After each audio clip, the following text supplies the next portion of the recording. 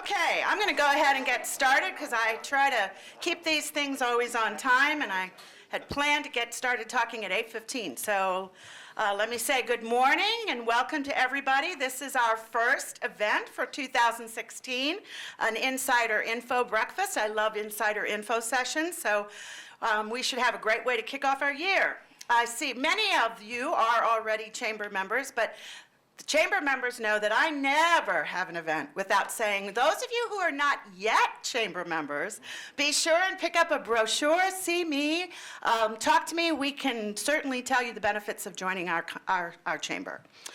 Let me talk a few minutes about what those advantages are. Membership in our chamber brings a lot of benefits, obviously events like this, opportunities to network and opportunities to market your business to other chamber members and prospects who are also on our mailing list, as well as the increased visibility that you get from attending and getting to know people.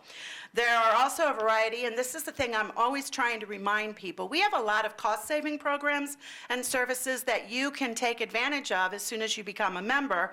You can almost save your entire, most people save their annual dues by participating in our workers' comp group rating program, because we can substantially reduce your workers' comp premiums by being a member of the chamber. And there are also a lot of savings on office supplies that can be delivered to your business, as well as card processing fees if you use credit cards, etc.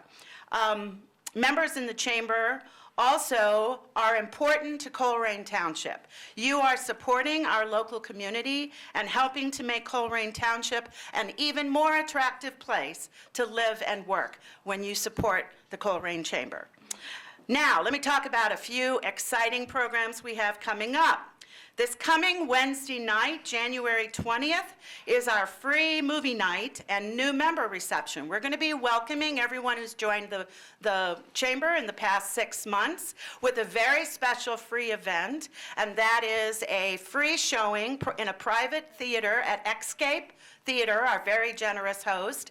We're going to be seeing The Revenant, which is the new movie that's out, just got a bunch of Golden Globe Awards, featuring Leonardo DiCaprio. But I tell people, you know, if you're not into violent movies, come anyway and join us for the reception, which is starting at 5 o'clock. And then Escape Theater has very generously offered to let you go to any other movie that's showing at that time, at the same time. So don't worry about the violence, although I am all about seeing Leonardo DiCaprio. But if you want to come join us for the reception, you definitely need to register soon, because I only have a few seats left in our theater. So please get on our website today, and you're all going to know this. Our website address is very easy, colerain.org. I'll say it again, colerain.org, and you can sign up online. Also coming up very soon in the month of February, we have 2 really awesome training events. On Wednesday, February 10th, we're going to have a leadership breakfast with a very excellent speaker who's going to talk to us about how to short-circuit the sales process. And then on Wednesday, February 24th, and you're going to want to write these dates down, both Wednesdays, Feb 10, and then a lunch and learn on Wednesday, February 24th, we've got, these guys are really good. Speakers coming in from Google and from Constant Contact, which is one of the leaders in email marketing. And they're going to be talking about powerful internet marketing targeted to small businesses who don't have a lot of money. So it's a really great opportunity for you to come and learn how to use the internet to help build your sales. It's also, and I push this all the time, if you're a member business, your employees are also members. So it's a great way for you to say, hey, you know what? You should go learn about internet marketing. Sign up for the chamber lunch and learn and go tell us what you learned. And you don't even have to go. It's a really good opportunity for you to take advantage of training options that are available to you because you're a member of this chamber. As I said before, those are all opportunities for our members, so join if you haven't already. And Oh, I want to talk about another thing. Coming up April 7th, and I really do want you to get this into your electronic calendars. April 7th, Thursday, April 7th is going to be our Hometown Hero Gala. It's a really big event. Last year, we honored Carrie Combs, who was the coach at Colerain High School, and then went on to become assistant coach of the championship Ohio State football team. He was a great speaker last year, and we are going to top it again this year. Buddy LaRosa is going to be our honoree, and we'll have his sons, and we'll be able to honor Buddy. It'll be a really great opportunity. Some of you are going to, all of you are going to be hearing more about that soon, but April 7th is a date you're going to want to keep in mind. Okay, I also want to talk about the fact that I want to publicly thank Barb Berninger for helping me with registration. I say to people, yes, really, let's give Barb a... Many of you see Barb helps me at almost every event. I don't think I could run events without her at this point. She is a very critical person, so thank you very much. And she was asking you to drop your business cards in the bowl we have over at the check-in desk. If you haven't done that yet, please be sure to do that, because I'm going to draw a winner of our door prize. I do this at every one of our events. At the end of today's presentation, you can win some restaurant gift certificates, which are always useful, from our members. Okay, so now I'm going to get to the reason you all really came here today, and that's our Insider Info program. We are thrilled to welcome Chris Monzel. He is the current president of the Hamilton County Board of County Commissioners. As both an engineer and a manager at GE, Chris has achieved private sector results by improving the delivery and cost of repair technology services while managing a very substantial budget. These results translate very well to providing cost-efficient government to the citizens of Hamilton County. Chris has, and I was blown away at all these degrees. Listen to this. Chris has a bachelor's degree in aeronautical and astronautical engineering from Purdue University and a master's degree in aerospace engineering from UC.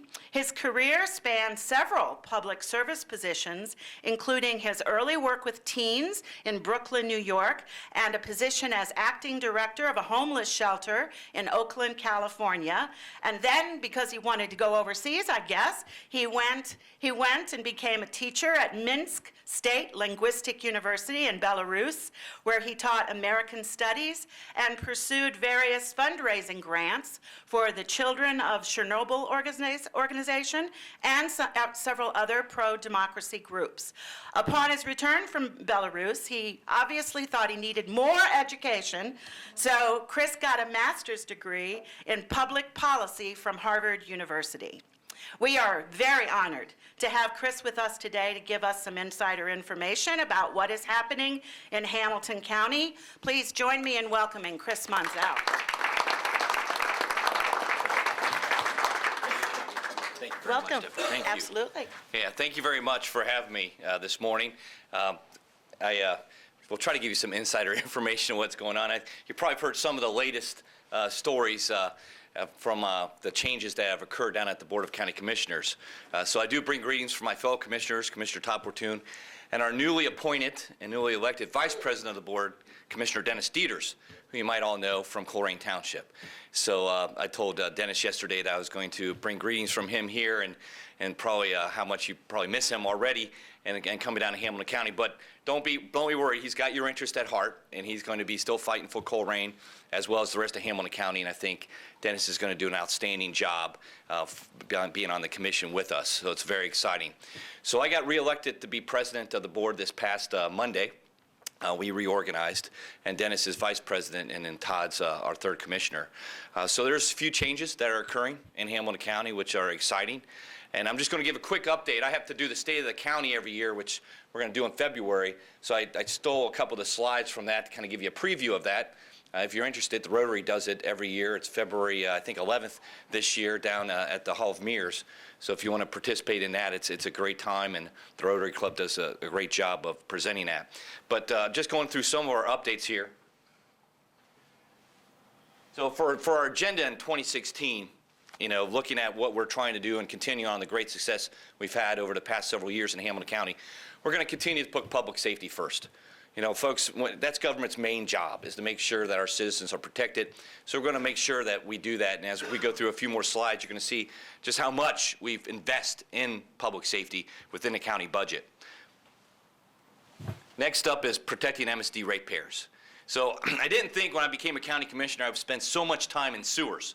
But that's what we tend to be doing, It's just an incredible amount of money. And I got a few slides on that as well to kind of go into just what we're trying to do in order to protect the ratepayers. Because honestly, folks, to me, this is the biggest concern for our county's future, is how we're going to handle the MSD going forward and its operating structures, as well as the amount of money that we had to pay into it to fix it. And then we're going to continue to live within our means. Just every small business out here, you can't spend what you don't have. And definitely in Hamilton County, we can't. And so we have to make sure we right-size our budget, right-size our government to make sure that we can live within our means and afford the government that we can with the amount of money that we're receiving. And then we're going to continue moving the banks forward. I got an update on the banks project downtown and what we're doing this year, all the exciting things that are happening, and that big project that I think is centerpiece for our county and our front door, so to speak, front lawn of our region. And then maintaining our critical public infrastructure. I'm not going to speak too much on this part, but if you guys have questions, but this is, basically our roads, our bridges. I mean, just that kind of infrastructure that we need to make sure is sustained and taken care of in order to make sure that our community is safe and that businesses can thrive. And then this is an exciting one this year, preparing for the 2016 elections. I don't have a slide on this, but I'm going to briefly talk about it, and you can ask questions on it, because it is a pretty big year.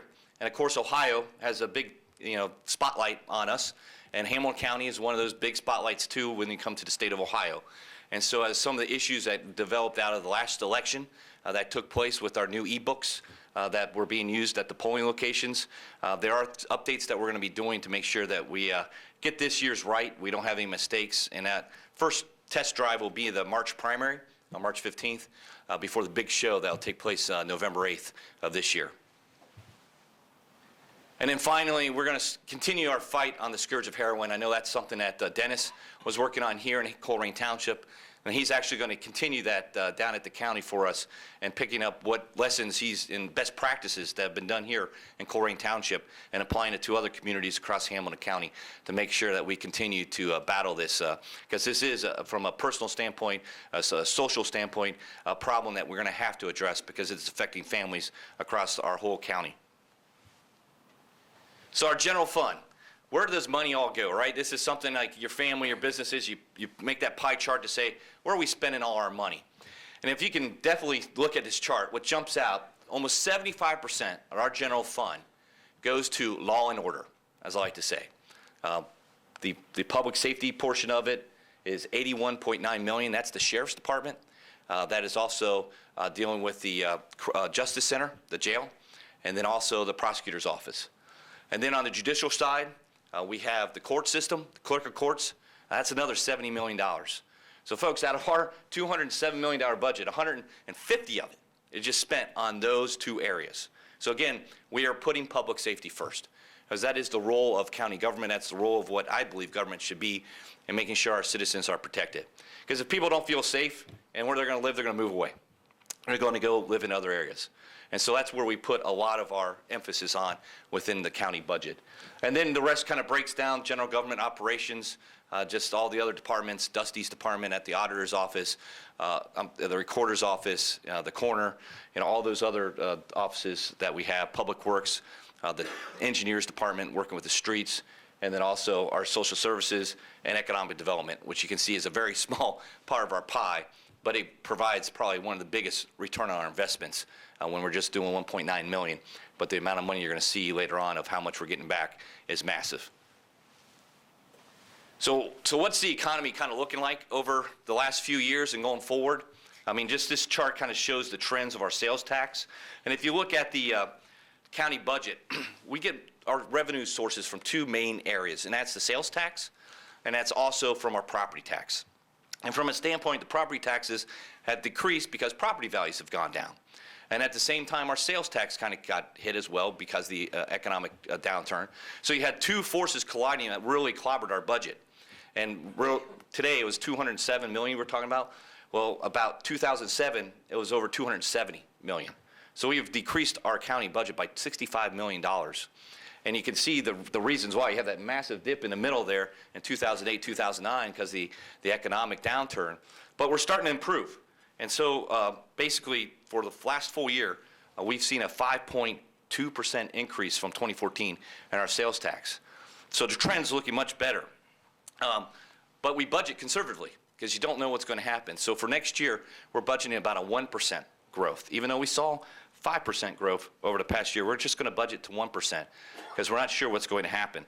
But over the last 5 years, from 2011 to 2015, we've actually averaged 4.6% growth rate. So another 5% growth rate there, which is tremendous. But unfortunately, over the last 4 months, we've seen our sales tax starting to go down. So we're seeing a trend that's not looking too good. And as you can see from Wall Street and what's happening in the economy, things are starting to look a little interesting. And so again, I think it was very wise on our part to budget to a 1%, excuse me, a 1% increase in sales tax because you just don't know. And the last thing we want to do is budget to a 5% increase. All of a sudden, we're only given 1%, and we don't have enough money to pay off all the different programs we've started. So we're definitely trying to live within our means and make sure that we budget accordingly. And this trend shows that we're starting to move out of it, but we'll see how the next few months go if that trend continues to grow in the right area, which anything above 1% is good for us. And if you have any questions anytime, please feel free to ask them. But I'm just kind of going to hit a couple of the highlights, the budget, MSD, and then economic development, and I'll open up for questions. So Metropolitan Sewer District. As you know, it's owned by the county financially, but it's operated by the city of Cincinnati. It's a 50-year agreement that was signed back in 1968, the year I was born. And so when I turn 50, that thing expires, so I think that's a good birthday present. But I have to turn 50 to get it, so there's a little downside to that. You know, it's something that is, I think, one of the massive problems that Hamilton County has to face and how we're handling the sewer district. The Metropolitan Sewer District, you know, just this year we passed an operating and maintenance budget of over $118 million and a capital budget of $300 million. So just operating maintenance of just the system is over $100 million. Add on top of that, we also had debt service of over $238 million. I mean, sorry, total was $238 million. So that's another $115 million in debt service. So that's like your mortgage payment. So half of our operating budget is just going to pay the loans that we've taken out to do the projects that we have to do to get the consent decree from the EPA. That's just it's staggering that over 50% of our operating budget goes into debt service of just paying loans. And that's over $100 million a year right out the budget. And how do we pay for these things? MSD is not paid by income tax, not paid for property tax, not paid by sales tax. It's paid by the rates that are in your water bill and sewer bills. That's where we get the money from, is the ratepayers. So it's no extra sales tax, there's no extra, you know, property taxes or property levies on it. It is strictly out of the rates that you pay every month when you get your bill. Well, actually every 3 months when you get your bill. So it's staggering. It is actually absolutely staggering. And this is the debt when this is all done for this consent decree. So the federal government sued us along with the Sierra Club and the Ohio EPA to say your guys' sewer system has to be updated. You have too much overflows in basements of sewage, too much overflows in people's backyards of sewage. You need to fix the system. And then it comes down to, we had these combined sewer overflows, CSOs, where basically stormwater and sewage water would be combined together when you had a massive storm. And so when that takes place, all of a sudden you got, you know, these massive rains that we have here, taking all this sewage water and just starts dumping it wherever it can because the system can't control it, can't hold it all. And so EPA has come in and said, you have to fix it. And they gave a price tag on that of $3.2 billion. And that's in 2006 numbers. So if you increase it to what 2015, that's about $4 billion that we're going to be paying on fixing the system. Now you ask, how'd they come up with that $3.2 billion? They kind of looked at our area, kind of looked at the usage, just kind of gave a, here's an estimate, and this is how much it's going to cost you. So I had a great question to our lawyers. I said, so if we go and we fix the system, and we fix all our problems, but if I do it for $2 billion, is that okay? And they're like, no, the EPA wants you to spend $3.2 billion. And we have even had examples where we found projects where we have overbuilt the solution to one area and it's amazing. So I'm like, we're going to overbuild this system, by 40%, and we're going to waste all this ratepayer money because we don't need it. And the EPA said, yeah, we do that all the time. You're not the only one in the United States. We do it all the time because you just never know, and we'd rather be safe than sorry. And it's like, so we're actually going to be wasting ratepayers' money to build things that are just incredibly overbuilt and not needed because the federal government says you have to do it. And that's the kind of the rock and the hard place we're in. And what we've been trying to do is to continue working with the EPA to say, hey, you got to give us some relief. There's a couple of paths we're going down. One is coming up with alternative means of compliance, coming up with these green kind of technologies. Because when you get a sewer system, when you collect the water, you also have to treat the water before you put it back out in the system. So what if we don't collect the water and we divert it? Then you don't have to treat it, so you save money. Then it goes back in the environment. So that's where some of the green projects come in with wetlands where you have the runoff from the storms. We just suck it into the green land and you don't have to pay for it because you don't have to contain it and you don't have to treat it. So they've been working with us, giving us some leadway on that, which has started to decrease our mountain of debt. This used to be massive, up above the $400 million, believe it or not. But we're making progress on this. But as you can see, this is what's going to crush Hamilton County if we don't control it and get in front of it. So one path is coming up with alternative ways of compliance. The other path is looking at going back to the federal government saying, we can't take it anymore.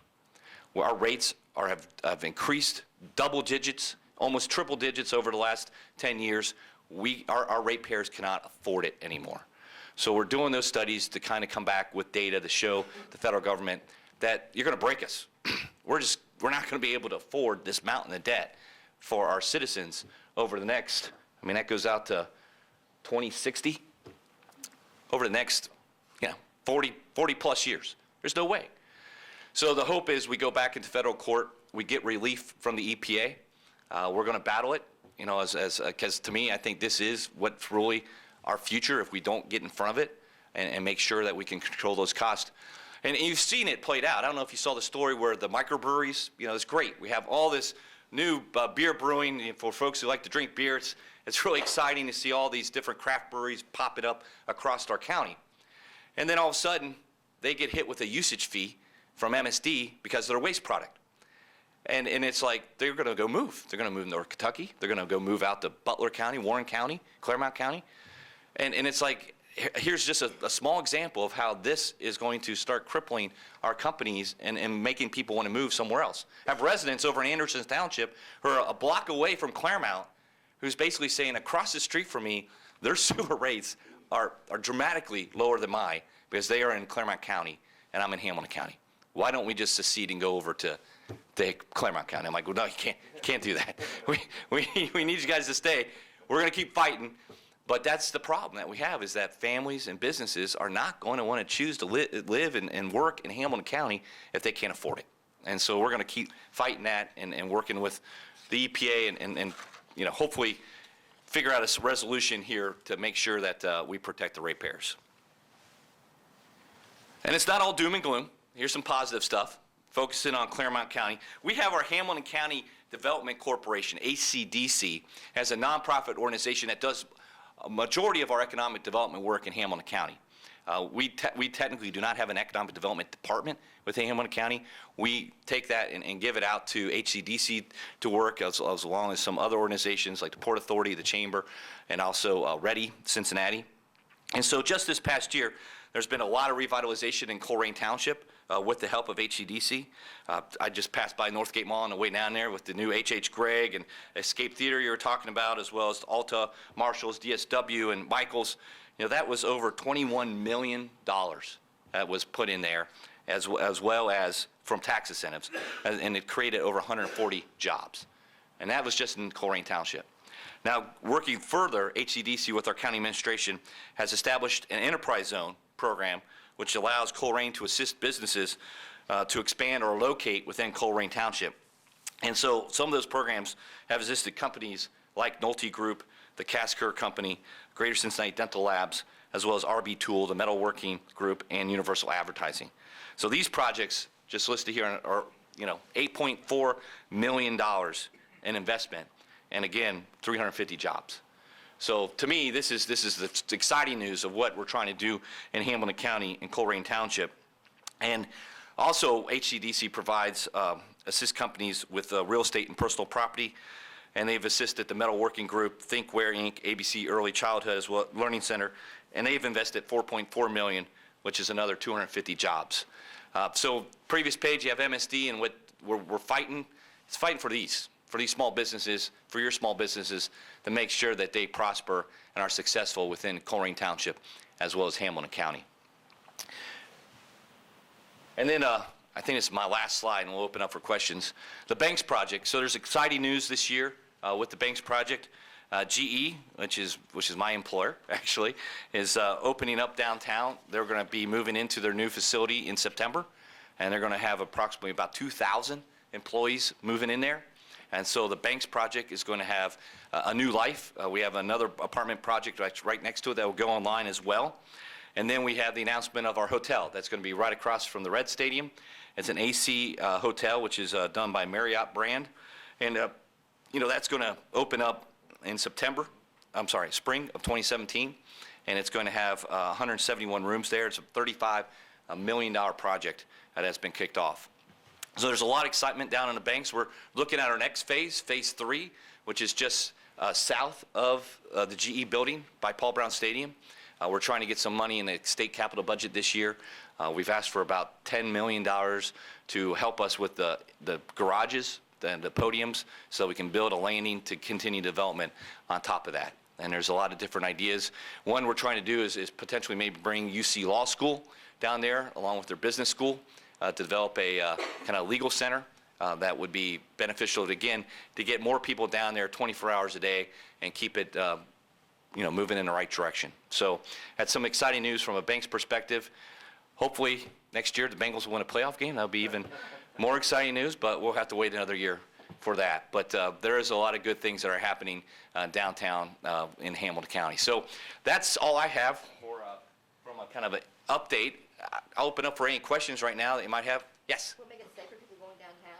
All the stuff that's down there? Yes. Yeah. So we actually have the Cincinnati Police Department has a substation down in the Banks. And so there's definitely a presence that is felt. So I think it's a positive from that standpoint. And especially after the game last week, that we definitely, people are going to be protected down there, either through the Cincinnati Police Department or Hamilton County Sheriffs. Yes? How much higher are our fees, sewer fees in Hamilton County versus Claremont County, Hamilton County? Why, and Chris, a minute ago, how did Hamilton County get to such a status that the federal government so far, up our wazoo as far as trying to clean up our water? How did we get to where we're at? What's your opinion of that? Well, there's several, I think, parts of that. One is our history, right? When they were doing development 150 years ago, 200 years ago, the way they laid out the sewers was you combined everything. So sewage ran in with stormwater, and it was just an accepted standard practice that you're going to have these combined sewer overflows throughout your community. If you go out to Warren and Butler County with the new development, you're not allowed to do that anymore. So they've already, in their existing communities, don't have a problem, where Hamilton County's built that problem for over 100, 200 years. So that's number one in that regards. Secondly, I think it's also just our weather, right? We get a lot of rain. I've seen some numbers that say we get almost as much rain per capita as Seattle, Washington. And so with that, you get a lot of stormwater that then gets sucked into our sewer system, and it doesn't help. So that's number two. Number three is, people got fed up.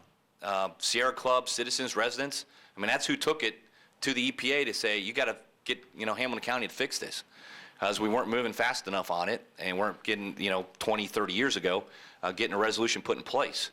And so because of all those factors, 2006, the consent decree was put in to say you got to fix it. Now, the one thing about the consent decree is it's two phases. Phase 1 ends in 2018. And by phase one, we have to accomplish a certain list of projects, which we've been doing. And we'll probably spend about over $1 billion when it's all said and done for that phase one. And we are the only sewer district in America that has 2 phases for a consent decree. If you go to St. Louis, you go to Detroit, you go to Pittsburgh, Atlanta, they don't. We are the only ones that got this negotiated that can break it out and help us. And the other part of it is phase 2, which starts in 2018, has no end date. Now that's a positive and a negative, right? Positive is you can kind of keep pushing out and easing the burden over time, so you're not trying to do all this projects in a 10-year period, but maybe over a 30, 40-year period. It spreads that pain a little further and won't be a huge hit right now. But the other problem is there's no end date, right? And so if you want to get something done, you want to have a deadline in order to at least wrap it up so you're not getting affected anymore. Some people say, well, why didn't you fight the EPA? Why didn't you stick it to them? It's like, well, Atlanta tried, and Atlanta got a special master, a federal master, came in and took over their sewer system, took it out of local control. So the federal government took it over. And therefore, the federal government sets whatever rates they want to, and therefore it gets out of local control. So that's why we're in this kind of delicate dance, so to speak, with the EPA and making sure that they understand we're going to comply, but there's only so much that we can do in the time we have with the amount of money we're able to get from our ratepayers, because we don't want a federal master to come in. We don't want the federal government to come in and take over our sewer system, because it's just going to then really increase our rates. The difference in rates between the counties, I don't have that number specifically off my head, but you see the difference. And just looking at Hamilton County, our rates have increased double digits over the last 20 years. So it's really affecting us here, but we got to solve it. Northern Kentucky had the same situation. They decided to bite it all at once. They had a 15% rate increase one year and a 15% rate increase the next year, 30% in 2 years to try to get the money. Now, again, it's a smaller system, probably not as much cost as we have here in Hamilton County, because our amount of population, amount of businesses and families that utilize the system. And again, that's probably why Warren and Butler and Claremont County also don't have as much cost. But then again, they were developed later where they didn't put combined sewer overflows in their communities. So that kind of gives a layout. But I do not have the exact number of the difference. But it's enough that people are definitely notice it. Yeah. So what is your prediction when you turn 50? Well, so my prediction is it will not exist as it is today. So the way that the system's set up right now, where the county is the financial owner of it and the city is the operator of it, will not be what we have in 2018. And so what we're trying to do is start a process of working with the city and saying, we know we're not going to exist as we are today. How are we going to be different in 2018? That protects the ratepayers. Because to me, that's the most important part. Because if we don't have ratepayers, we're not going to get this done, and I'm not going to jail. So okay, I might have to if I, which, hopefully Gina will bail me out, but we'll continue to fight, for the ratepayers, but I don't see how the city operating it and the county, and in fact, that is the only sewer system in America as well that has this type of operating agreement. There's no other sewer system across America that has one government body owning it and another government body operating it. So it's dysfunctional and is not the right way to work. So that will be changing. And I think from a standpoint, the county will have full ownership of it, and then we'll have an operating, either a third party come in and operate it for us, or have, a certain set of county government. The big issue is the city employees are, the MSD employees are city employees, and they pay into the city pension plan. And so that's a big concern from the city's perspective, is that is one of their largest, if not the largest department that pays the city pension. And so if they are no longer city employees, then what happens to the pension?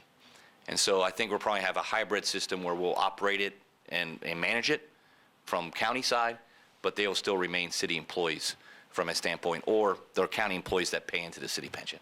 So there'll be a way to figure it out, but it cannot continue to exist as it does today. We're trying, but I don't see our rates going down for a long time because of that mountain. But is how much percentage-wise will they go up? So we've been trying, like I said, about 5-6 years ago, there were 10-12% rate increases going on. We've been able to hold them at 8, 6. This year we're looking at 5.5% but it's still an increase. So even though it's a single-digit increase, it's still an increase. So the hope is to get it flat and basically tell the EPA, we're done. We're not raising rates anymore. We're just going to hold it flat, and that's the amount of money we're going to have to fix the system. Isn't Cincinnati's rates lower than ours? I'm sorry? Isn't Cincinnati's rates lower than our rates out here? I think you're saying from a standpoint of the water rates are, yes, they're different, but the sewer rates should be the same. So, Why is that? because City of Cincinnati owns the water works, and they own it and operate it, and so for they can set rates that when they give the water out to other suburbs or other parts, they can set a rate that's different than what they give to their own citizens. So they also raise our water rates anyway? The water rates, yeah, that's something the city council, since the city of Cincinnati handles. They're the ones that set those rates, sets those budgets for the waterworks, yes. No, it doesn't. It's kind of taxation without representation. Yes? From a building standpoint, we've been separating combination sanitary storm sewers for a long time. It's been a long process. Recently, we are in a lot of businesses and large parking lots are suffering surcharges for storm sewer now. So we're getting billed for surcharge. The surcharge is on everything. It's just a nifty little way for the government to get, put their hand out again and get more money. What about these surcharges? I mean, my church, for example, just got hit 2 years ago with surcharge for storm sewer. So the problem with that is trying to find a fair way for folks. So the example, the parking lot. So if you own one of those parking lots downtown, right? You have this massive square footage area. You have no toilet. You have no sink. You have no running water on it, right?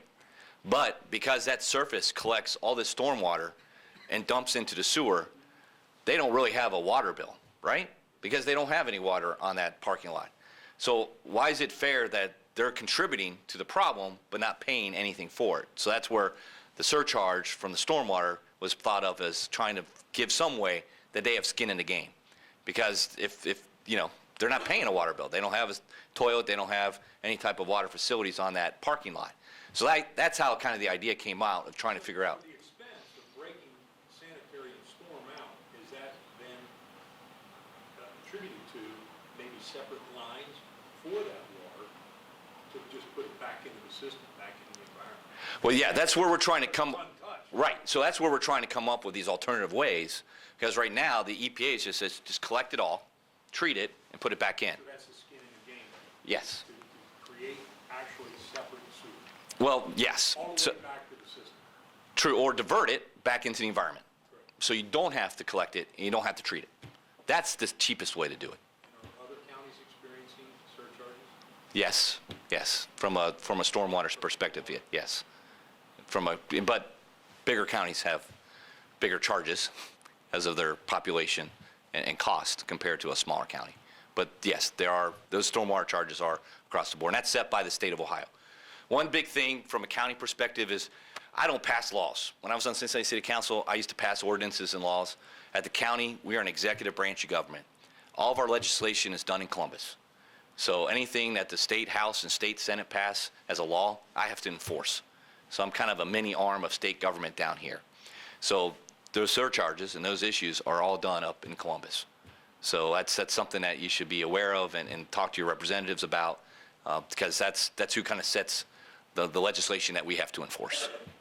So, and we go up there and we lobby. You know, I go up there and say, you know, change this, change that, because that's, to me, part of my duties as an executive branch of government to push back on the legislature. So the rates in private systems, private sewer systems, do you feel that your other commissioner cohort in the health department, are those rates outstanding for the people that are unable, according to the rules, to tie into the MFD system? So that's something that we're working with the health department on. It is something that we, Outlandish. right, I know. If it ain't broke, don't fix it. That's, So in Hamilton County, on the private sewer system, we're getting smacked. It's unable, you're unable to even deal with the numbers. I mean, it's just ridiculous. and that's another aspect.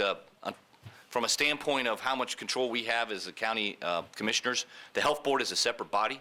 We appoint some members to the health board, but they themselves get their direction and legislation from the state of Ohio as well. And so from a standpoint of, yes, they can go out there and they'll set their fees and rates for the septic systems and private systems. That's, again, something that we try to work with our health commissioner on and the health board to make sure that they understand the effect on our citizens. But it's again, something that from a perspective in Hamilton County, we're fighting all the time. So we understand. Yes, Frey. Well, I think just to add to that, the federal EPA Phase 2 regulations that say that all of our waterways need to be swimmable and fishable, and their quest to do that is your stormwater fee that you pay from the Phase 2 regulations and the septic systems. In Colerain Township, we've had several subdivisions that have had to go on sanitary sewer, and these residents are faced with $20,000, $25,000 bills. Some of them can be paid over 30 years. Unfortunately, it's because 3 people on their street have just totally disregarded the maintenance of their system, which if they wouldn't have done that, it probably would still be healthy to this day. So unfortunately, I think this is an unfunded mandate from the federal EPA. Northern Kentucky's Sanitation District 1 is going through the same thing, and they have the stormwater fee as well in Northern Kentucky because of the federal EPA. And I think, hopefully lobbying the feds maybe. Well, yeah, that's exactly Frank. And I know over at SD1, they are definitely got a group of communities together to go to Washington to get relief. And that's the same with us. We're trying to, with the bigger communities, band together to say these regulations from EPA are just crushing our families and our businesses. And that's where we got to keep fighting. Because that's, at the end of the day, they're the ones that are really going to come down and fine us and go after us in regards to the Clean Water Act. They went from regulating a 10-acre site to a 5-acre site, and now if you disturb a 1-acre site, you're subject to Phase 2 EPA regulations now. And it's very costly for a small builder or anyone to abide by those rules, but that's mainly a federal issue that I think hopefully we can change. Which are just make it more realistic. Yep. I think over the last 8 years, you've probably seen the EPA become much more, I believe, much more, involved and to the point where it's out of control. And I think. 8 years, we mandated a law. We came up with a law so that the taxpayer wasn't burdened any more than $12,000 in any one given install of tying into the sewer, or it should be more repair and protection. And then where does that money come from? Well, it comes from the taxpayer. Right. So Right. It's one big pool. But, Yep. But if we could get relief from up top, from the EPA, it just helps all the way down here. But again, who would have thought sewers would be such an exciting topic? Yes. Yeah, I'm going to change topics. That's fine. What's been the economic impact of the banks in terms of tourism and people coming into our? It's been huge from a standpoint of just the amount of folks coming in. The park that's finally opened up down there with the carousel and the waterfalls and swings and the bike rentals, they've definitely seen a huge impact from a standpoint of numbers. I don't know exact numbers, but it's definitely been positive from that standpoint. Just the parking itself. By the time it's all done, we'll have one of the largest parking garages in the world down in the banks. It will stretch literally from Red Stadium all the way to Paul Brown Stadium. That's massive. But because we've been bringing in more online, more parking spaces online, it's been able to pay for itself and able to actually contribute into the bank's project, which is helpful. But from a standpoint, yeah, it's been very successful, and we just got to continue getting it done. And there's only a big chunk is left over by Paul Brown Stadium, which also is something that we have to deal with in regards to height restrictions on our buildings that we have with the lease with the Bengals. So as we develop that area, we're going to have to definitely work with the Bengals on it and make sure that we can, do what the lease says, but at the same time do what's right for economic development down there. Jack, did you have a question? I did, but you went on to a different topic. What I was going to ask is the problem with the sewer more judicial or administrative through federal government? Well, it's both, right? Because administratively, the EPA is the ones coming down and putting the hammer on us, but also judicially, we're in a consent decree with the federal court. So, if we don't live up to the terms of the consent decree, then we're violating the judicial side. They'll go after us. Unless you go back to court, you can't. Correct. And we will be going back to court. We have to. So, as I said, there's several routes we're going, and we're going to play every route possible. And the second question is that the Inquirer had a featured story about in Western Coast Maya Well, yeah, we've been talking about it last year. We've known that it's an issue that we're going to have to address. We just had a discussion yesterday at our regular board meeting where the county engineer kind of gave us a little update on it. And it was interesting. He said that the Western Hills Viaduct was built during the same time Union Terminal was being built, and actually the railroad companies kind of helped out with it. And the cost of the project was $3 million back in 1930, right? $3 million. So currently the price tag is about $280 million to replace the Brent Spence Bridge. But he kind of compared, though, that $3 million back in 1930 compared to today is roughly about $70 million if we did just the same building, the same, and it's like, well, why did it go up from, if it's about 70 million today's dollars to 280? Well, they didn't have I-75 back when they built it. They didn't have some of the infrastructure that's already there that we have to work with. We had to span, about 6 railroad lines going across. And so because of that, we're looking to do a single span bridge instead of the piered bridge that's in existence right now. So all those are just adding to the cost of building it. The Jeremiah Burroughs Bridge that's on I-71 that crosses over to Little Miami, that was about a $90 million bridge to build. And so, that's a big bridge, spans a big thing. So if we didn't have some of the intricacies of the railroad yards as well as I-75 and also I-74 and, the Hopple or the Central Parkway, I think the price would be a little bit cheaper, but it's roughly about $280 million. And we own it, so the county owns it, but the city is the one that maintains it since it's in the city. And right now we're trying to get funding for it. We've already done planning and studying, engineering studies, so we've been working on it. It's now just trying to get the money together to start, phasing it out. And the railroads will help us, I'm sorry? It'd probably be about the same size. We'll knock down the current one. So that's the other thing too. If we just knock down what was in place and built new, it'd be cheaper. But because you can't, because all those people rely on that access, that's another part of the cost, is you're building a bridge right next to the other bridge. So it's, but the hope is that we get the money kind of put together and look at it. Again, to me, it's kind of like the Brent Spence Bridge. I feel like we've built a lot of bridges across the world. Why can't we build bridges here in America, right? I turn around and hear all these different projects that are being done in other parts of the world. It's time for us to fix our own crumbling infrastructure here in America. And that starts up at DC and the federal government, putting that money in place. So it's been too long we've been neglected. All right, oh, yes. Can you talk about, you didn't mention yet what Hamilton County was doing for the grip that heroin has? So there was a task force that was put in place that went out and studied all the different avenues, because I don't think there's a single silver bullet that's going to cure the heroin issue. Instead, we're trying to do a multi-pronged approach from education, making sure that people are aware of what's out there from resource standpoint. So we have a website out in place. We also have done the Narcan drug. So we fund it so that every Colerain Township has it, other municipalities are getting this shot so that when they see someone who's overdosed on heroin, they can give them a shot to recover them. In fact, after we passed the legislation, within probably 5 hours, Mount Healthy had 2 overdoses that used those Narcan drugs that we had paid for. So to us, we're trying to do different parts of it. I know Dennis Dieters, when he was here in Colerain Township, said that you guys had done a great program in regards to addressing not only the recovery of the individual, but getting them help afterwards and giving them the resources to try to get into recovery. And that's something that he wants to kind of bring to Hamilton County to utilize in other communities, which I think is a great idea. I know from a standpoint of rehabilitation and therapy that we're trying to get funding for the Cat House Center for Addiction and Treatment Center downtown for a state capital budget to get more beds in there in order to give folks who are addicted to heroin to get off it. But it's incredible, just the information coming out that the drug itself just rewires your brain to a point where that's all you can think about is doing it. I mean, we've had 2 heroin overdoses on the banks in the portalets down there.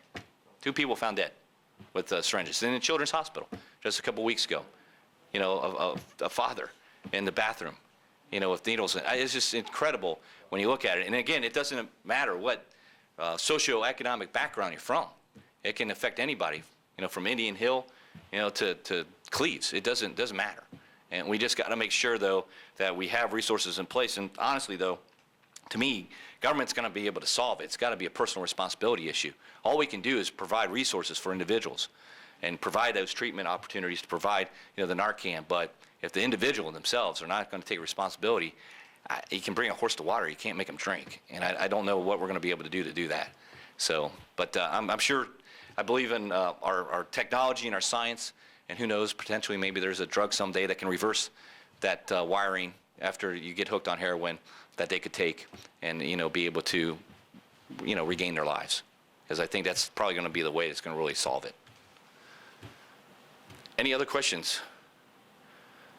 Well, I appreciate your time today. Thank you very much. Hopefully I didn't go too long here, but I always love coming out to Colerain and giving you guys an update. I'll do it again next year. And if there's any issues whatsoever that you might have, from the sewers to, the heroin scourge to, just county government in general, please reach out to our office.